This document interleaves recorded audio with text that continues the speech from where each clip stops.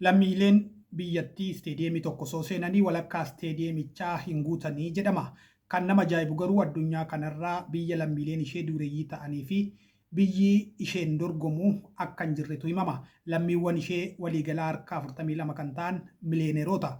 Kana jechuun namoota daandii irratti argaman lama keessaa tokko miliyooneera jechuudha. Bal'inni biyya kanaa bal'ina lafa qonnaan bulaa tokko kan hin caalledhas jedhama. Bal'inni ishee waliigalaa iskweer kiiloomeetirii 2 yookaan hektaara 20 qofa taatii jedhu. Lafa dhiphoo kana irraa garuu namoonni 37,000 kan jiraatan yoo ta'u, kanneen keessaa gara 15,600 kan ta'an miliyoonerota jedhama. Maqaan biyyattii yeroo tokko tokko Monte Carlo jedhuun waamu. Monte Carloon naannolee biyyattii keessatti argaman keessaa tokko qofa waan taateef Monaakoo jedhamuunis ni beekamti. Baay'een keenya tarii Monaakoon biyya ta'uu ishee hin beeknu ta'a. Tarii maqaa ishee kan dhageenyu maqaa kilaba kubbaa miilaan ta'uu mala.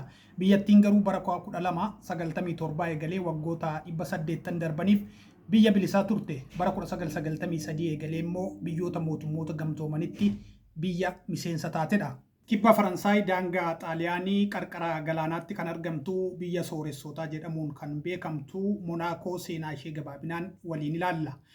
Biliyeeneera addunyaa kanaa kan jedhaman Forbis dura taa'aa Monaakooti. Mucaan koo kabaja guyyaa dhaloota hiriyaa isaa irratti akka argamuuf waamamee jedhu yaadannoo guyyaa dhaloota isaa kanarratti kubbaa taphachuu waan jaallatuuf uffata ispoortii fidadhu kottuu jedhame. Mucaan isaanii uffata jedhame qabachuun kabaja guyyaa dhaloota hiriyaa isaa kanarratti argame.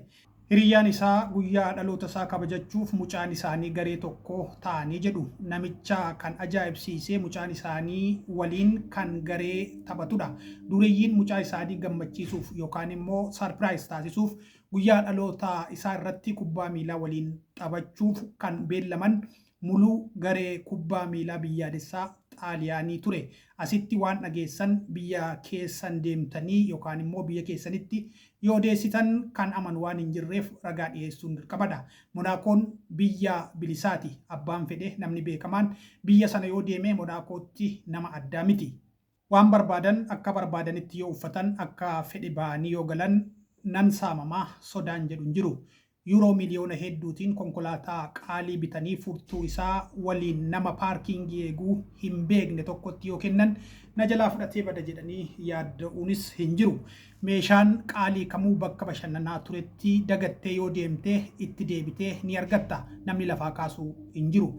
Tariitii ani dureessa beekamaa fi kabaja addaa qabudha. Bakka seene hundatti simannaan naaf taasifame kan nama daalu miti jettanii kan yaaddan yoo ta'e Monaakoon akka mootiitti isin kabajjee, akka jeneraalaatti isin ajajjee, akka mushurraatti isin kunsitee nama ni simatti. Monaakoo deemuudhaaf geejjibni filatamaan jeettii dhuunfaati. Jeettii dhuunfaa keessanii yoo hin qabaanne akka yaaddanitti sooressa miti jechuudha. Sooreyyoonni Monaakoo hedduun kan ittiin socho'an jeettii dhuunfaa isaaniitiin. Monaakoon dhiphittiin bakka buufata xiyyaaraaf ta'uu hin qabdu waan ta'eef jeettii keessan fageenya kiiloomeetira 13 irratti kan argamu magaalaa Faransaay Niisaa dhaabdanii achirraa gara Monaakoo kan seentan helikooppitariidhaani. Helikooppitara hoteela qabattan irra keessaa qubatu yoo hin qabaanne dallanuu maltu. Monaakootti helikooppitara waan waammattan qofaaf sooressa jettanii hin yaadina. Uberii yookaan immoo raayidii akka waammattanitti yaada. Duriyyoonni taaksii ittiin jedhu rakkoo hin qabu. Akka humna kootiin konkolaataa seena yoo jettanis konkolaataa dureyyoonni oofan Itoophiyaatti maqaan isaallee hin beekaman. Miidiyaan hawaasaa erga babal'atee booda konkolaataa dureyyootaa waraabaa fuula miidiyaa hawaasaa irratti maxxansuun kan jiraatan dargaggoonni Faransaay dhufan danuun waan ta'aniif bilbilaa fi kaameraa baay'ee yoo argitan isin ajaa'ibuun qabu. Isinirraa kan eegamu hoteela qabattan fuuldura konkolaataa keessan dhaabdanii waan ta'u ilaaluu qofa. Balbala hoteelichaa dhaabbatanii dhufaatii keessan hawwiin kan eegan waan jiraniif keessummeessitoonni akka kuur-zabanyaatti uffatan simannaa isin barbaachisu isiniif taasisu. Kaffaltiin dureyyootaa kanuma waan ta'eef sirriitti dhandhamuu hin dagatina. Keessummaa waan taataniif hojiin keessan jalqabaa hoteela seenuun kutaa ajajattan qabachuudha. Hoteela jaallatamaa kan ta'e Hotel D Paris bultii halkan tokkoof maallaqa hangam akkasin barbaachisu haa ilaallu. Gatiin isaa balbala kutaa ciisichaa keessan duratti barreeffamee jira. Gatii isaa yuuroo 40,000 gara birrii Itoophiyaatti yoo jijjiirame gara birrii miliyoona 2.5 ta'uu mala. Sooressa ta'uun keessa yoo hin hafne akkasitti egaa Monaakooti sa'aatii harkaa tokkicha yuuroo miliyoona 1 biyyatti gurguramudha. Monaakoon biyya dureeyyiiti waan ta'eef dursitanii kaffaltiiwwan xixiqqoo kanneeniin rifachuun qabdan. Dureeyyoonni harki caalaan gara Monaakoo kan deemaniif wantoota adda addaa bitachuuf yookaan immoo shoppingiidhaafi. Warri kan keenya Itoophiyaadhaa gara Dubaay akka deeman jechuudha. Bakka waa bitachuuf biliyeeneroonni danuun deemanis qofaatti jira.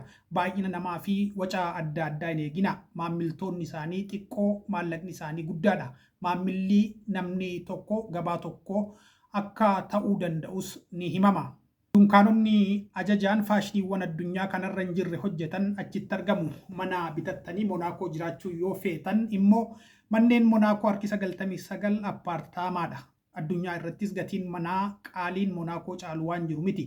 Sababni isaa immoo ifaadha. Biyyi ishee xiqqoo fedhiin garuu olaanaadha. Mana kana barbaaddan immoo maallaqaan kan taphatan dureeyyoota jiru jedhaman qofa ta'uu malu. Gatii gadaanaa jedhamu appaartimentii tokko keessatti gatiin kaaree tokko yuuroo 65,000 jedhama. Appaartimentiin kutaa tokko kireeffadheen jiraadha yoo jettanis gatii gadaanaan yuuroo 3,000 baatiin kaffaluu qabdu. Akka hiyyeessaattan jiraadha yoo jettanis baatiin baasii yuuroo 5,000 qabaachuu qabdu. Lammiilee biyya biraa Monaakoo jiraachuu fedhaniif waggaatti yoo baay'ate nama 5 fi yookaan immoo yeroo tokko nama tokkoof qofaaf lammummaan biyyattii kennamaa jedhama. Lammummaa biyya sana argachuuf ulaagaawwan guuttanii darbuu qabdan abdii isin kutachiisuu malu. Lammummaa biyyichaa argachuuf qaaliidha kan jedhaman Monaakootii mana bitattanii waggoota 10 darbaniif jiraataa ta'uun isinirra jiraata. Itti dabalees Monaakootti kan baname lakkoofsa herrega baankii keessan irratti yuuroo 500 callaan ol kaawwattanii qabaachuu qabdu. Ulaagaa hundaa kana guuttanii lammummaa argachuus dhabuu maltu. Ulaagaawwan kana qabaachuun unkattiin lammummaa gaafatan guutuuf qofa isin barbaachisa malee ulaagaa kana guuttan jechuun lammummaa argattan jechuu miti. Ulaagaa kana guuttanii lammummaa fudhachuuf dureeyyoonni biyyoota 139 irraa walitti qabamuun hiriira qabatanii eeggatan ni jiru. Kun hundi maaliif barbaachisa yoo jettan lammummaa Monaakoo argachuun faayidaa qaba.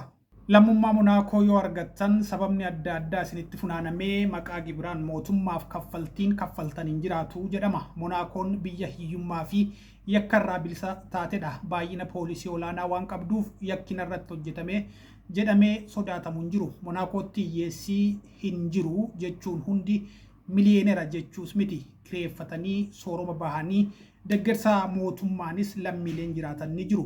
Hiyyeessotaaf harka 75 kiraa manaa kan kaffaluuf mootummaadha. Qaama miidhamtoota maanguddootaaf kanneen biroofis mootummaan kallattiin deeggarsa taasisa. Barnootaan, fayyaa, geejjibaa fi bu'uuraalee misoomaan qulqullina olaanaa qabaachuun beekamti. Akkuma biyyoota biroo tajaajilli geejjibaa, baaburaa fi baasiin ni jira. Hoteelonni, riil isteetonnii fi kaazinoonni kan mootummaati waan ta'eef mootummaan galii irraa argata.